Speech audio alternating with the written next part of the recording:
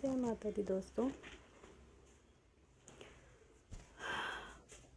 Friends, मैं आज आपको अपने से जुड़ी एक और इंसिडेंस बताना चाहती हूँ।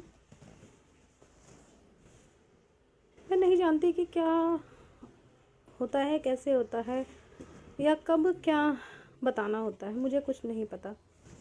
फ्रेंड्स, ये इंसिडेंस मेरी मम्मी से जुड़ा है, जो अब इस दुनिया में नहीं है। तो फ्रेंड्स, पिछले 3-4 साल पहले मेरी मम्मी की तबीयत ख़राब, ऑब्वियसली ओल्ड एज थी तो होता है सबके साथ। मम्मी की तबीयत ख़राब रहने लगी, ख़राब रहती कभी ठीक हो जाती। उनको शुगर भी था, कभी बढ़ जाता कभी घट जाता, तो ऐसे करके। तो फ्रेंड्स, मेरी जो सकारात्मक शक्ति है उसने मुझे संकेत यह दिया कि जो मेरी मदर हैं वो मेरे फादर से पहले ही एक्सपायर हो जाएंगी। तो मम्मी हैं, माँ एक बहुत ही इमोशनल वाला टॉपिक होता है, ये आप सभी जानते हो।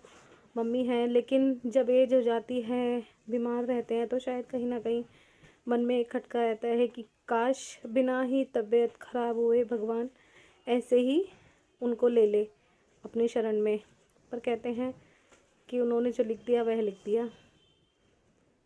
मुझे नहीं पता होता कि कैसे मेरी सकारात्मक शक्ति मुझे संकेत देती है या क्या देती है, मुझे समझ नहीं आता, या फिर वो राउंड फिगर कहाँ जाके बैठेगा नहीं पता। फ्रेंड्स, थोड़ी सी मन में एक खुशी थी, यह है कि वो मेरे फादर से पहले जाएंगी, लेकिन दुख भी था। और ठीक है, यह नहीं पता था, क्योंकि किसी जन्म के बारे में तो हम जान भी सकते हैं कि कब बेबी बॉर्न होने वाला है, बट किसी की मृत्यु के बारे में कोई नहीं जान पाया, ये रहस्य है। तो फ्रेंड्स, मेरी मम्मी दिसंबर में बीमार हुई। पूरे 1 महीने बीमार रहने के बाद 3 फरवरी को मेरी मम्मी की डेथ हो गई। और ये राउंड फिगर जैसे बैठा वो पता ही नहीं चला, लेकिन जो उन्होंने मुझे संकेत दिया मेरी सकारात्मक शक्ति ने, वो एक बार फिर सही हुआ। मैं तो हमेशा यही चाहूँगी फ्रेंड्स कि बस सबका भला हो, किसी का भी मेरे हाथों बुरा ना हो। मेरी मम्मी थी, उनकी एज थी,